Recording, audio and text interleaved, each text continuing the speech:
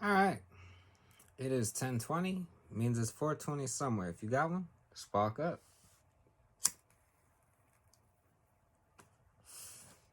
All right. I kind of bypassed my Sunday night rant night. But I'm glad I did. Because I was able to discover some things that happened over the weekend that I'm going to talk about now.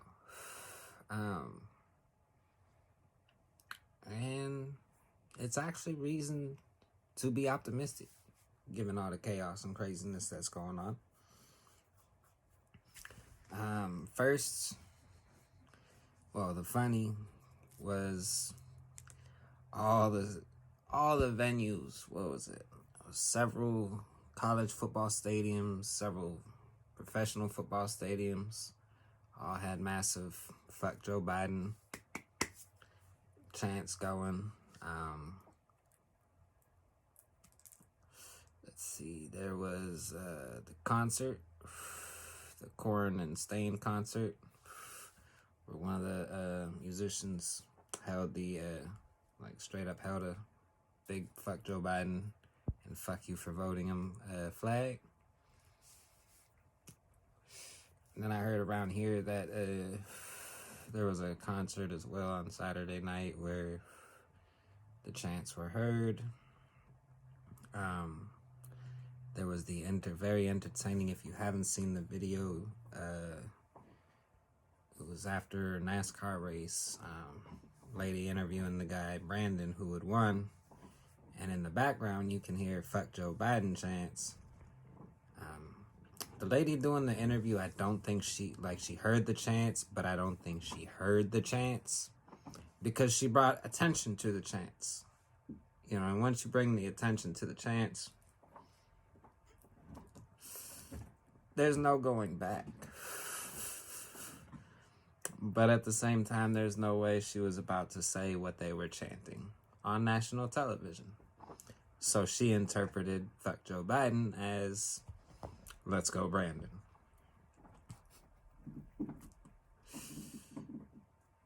And that was absolutely hysterical. Some people took it a little too far. Saying, "Oh, look how NBC is covering for Joe Biden." That's not what it was. Like I said, she wasn't about to say that shit on national television and lose her job. Surprising one for me, though, was the Ryder Cup. Because aside from Happy Gilmore, I'm pretty sure golf tournaments are typically quiet. Here, you had a whole section of people in some stands chanting "fuck Joe Biden." And then they were also heard at what was probably one of my favorite things that happened over the weekend. In New York City, you had protests against the Fauci juice. In particular, the mandates of said Fauci juice. And actually New York City is about to fire 72,000 hospital workers, which, it's a pandemic. But we're going to fire 70,000, hospital workers. It doesn't add up. And it's not just New York that's happening. It's happening in Oregon, here in Washington, all over. Well, not all over. There are some states where this isn't happening. But the same people who were called heroes all of last year are now getting fired because they don't want to get stuck. And yeah, again, we're being told in the news every day, hospitals are overrun, and it's all being blamed on the people who are unstuck, if you will. I can't say certain words because I'm not trying to trigger algorithms given YouTube's new no, go away, new policy. But yeah, now what made this protest in New York so special and really like has me feeling optimistic as to where we are headed is it wasn't you had the New York faction of Black Lives Matter protesting with Trump supporters. Now I believe it was in my my latest Eddie Griffin video where I said, given the things that have happened in New York, you could see this unholy matrimony, if you will. The reason I call it that is because in today's political climate, mostly on the lefter side, you know, talking to, mingling with anybody on the other tribe is, you know, they coming for you. They gonna try and remove you for the tribe. They gonna try and shame you. They gonna do a whole lot. Nice recent example, Nicki Minaj. She had her whole ordeal. A whole bunch of media heads came after her. And one, Tucker Carlson, came to her defense, where he pointed out, you know, an obvious truth, that she was getting what she was getting, you know, because she told people not to be bullied into getting stuck. And she shared that clip on Twitter with the emoji, the arrow hitting the bullseye. And people, you know, no one said anything in regards to what Tucker said, to her situation. You had most people doing like what Hassan Piker did. You know he's a white nationalist, right? Fuck's that got to do with what he said? But they look at it as, well, you're platforming them, you're giving them, you know. But these are also the people who want to preach about worker solidarity. I got news for you. If you want solidarity with all workers, you're gonna have to reach across the aisle. But yeah, these protests in New York, you saw Black Lives Matter flags, you saw Pride flags, you saw American flags, Gadsden flags, and Australia flags. I think, you know, people trying to point or make other people be aware of what is going on over there, and all the shit they're going through. Sorry, my room's being invaded with cats at the moment, so I gotta see what they're doing. But yeah, and this is what we need, and we need it everywhere where these types of mandates are occurring. Because even if you already got stuck, you know, and you did it willingly, not because you were coerced into it, but you wanted to, you still got to oppose the mandates. Because the mandates, they're not, you know, they're not based in science. You know, because people who are stuck can pass the bug just like the people who are unstuck. And people will say, oh, well, there's a lesser chance that you get it. Doesn't mean that you can't get it. Doesn't mean you can't pass it. There's no scientific evidence that says this bug is going anywheres. You know, this is essentially going to be our new flu. And if you accept the mandates, you know, one, you know, there's going to be people who do not comply. But there are going to be a bunch of people who do. They'll cave in and comply. It's funny, I've been actually giving my mom shit for a couple weeks now because in the beginning she was real staunch about not getting the juice, and she said she was my aunt bribed her with Packers tickets, but said the only way she would bring her is if she got stuck. And my mom was like, I was getting concerned with the mandates. I was like, so you complied and sold out for Packers tickets.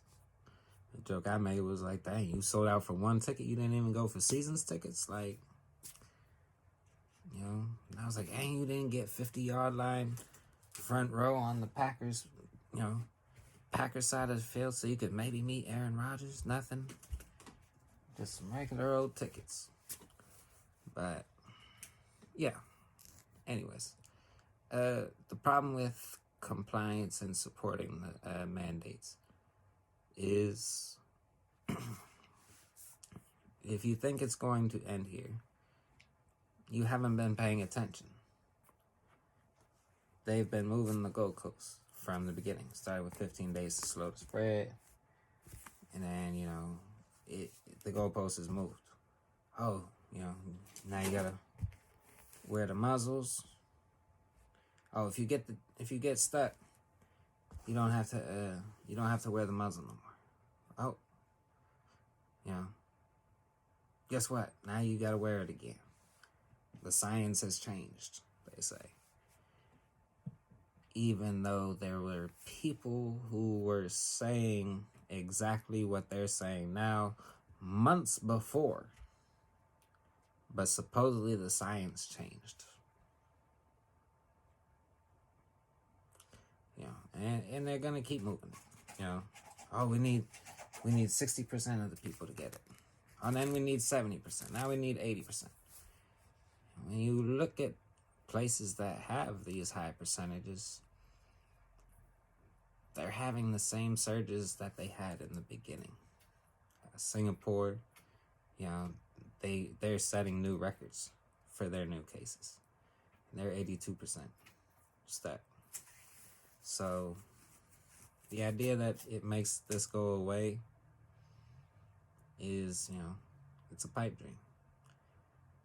So the mandate doesn't make sense to begin with. It's a symptom mitigator at best. And if you want to make the argument of protecting others, well, if it makes you asymptomatic and you can still spread, well, you could be spreading it and not know. So like the idea that, hospital workers need to get it so they don't pass it to their patients. Well, if they don't get it, they're more likely to get symptoms, which means they're more likely to know they have it and stay home. If they become asymptomatic because they got stuck, they're going to go to work and they're going to pass it. Bye. But, and then I've been saying it, I feel that, it leads to the passports, which will then become digitalized, because everybody got a smartphone. And then eventually we end up in a social credit score system.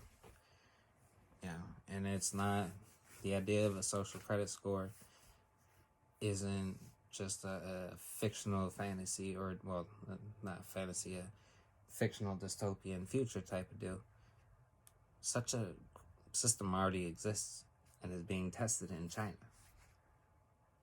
And when, I haven't been on Facebook in over a year, but I remember when they first introduced it in China, I said, oh, this will be here in 10 years.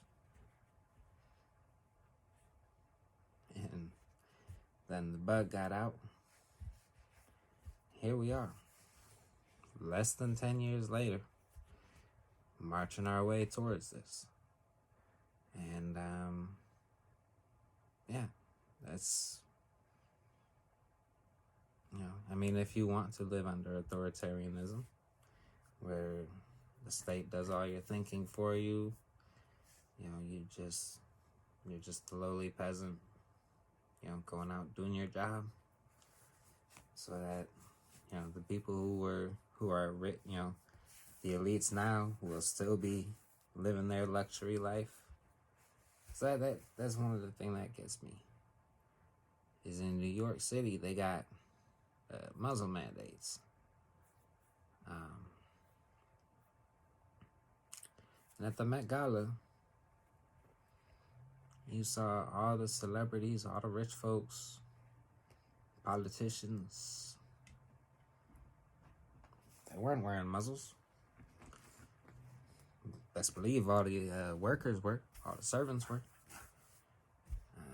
This happened also in California at a DCCC fundraiser or DNC fundraiser event where Pelosi was speaking. Same thing. Nobody there wearing muzzles except for the wait staff. Rules for thee, not for me. So, yeah. But like I said, what's going on in New York has me feeling optimistic, because this is what, this is what the system fears. Seeing people from, cross tribes, if you will, coming together to oppose them. They have no problem when, the right and the left go to battle in the streets over, religion, race, stuff like that, because the aim and focus is not at them. But right now, people who a year ago if you would have tell me that BLM and Trump supporters were marching the streets together, I would have told you you're crazy. I would have thought, wait, they're marching to go head to head with each other, like not marching together like they are now. And it's good. It's a good thing. And like I said, it's got me feeling optimistic as to where things go. Because if enough people stand up and oppose it, I'm not saying go out and do crazy violent stuff. I'm saying just speak when you can. Enlighten people who aren't paying attention. Enlighten them into what's going on. Encourage them to speak up on it. If there's protests near you, go to the protests. Like I said, whether you stuck or not, even if you stuck, you still gotta oppose this. Because as I said, if you haven't seen them moving the goalposts since this all started, it's because you haven't been paying attention. Or they've just kept you in a certain state of fear that you haven't noticed it.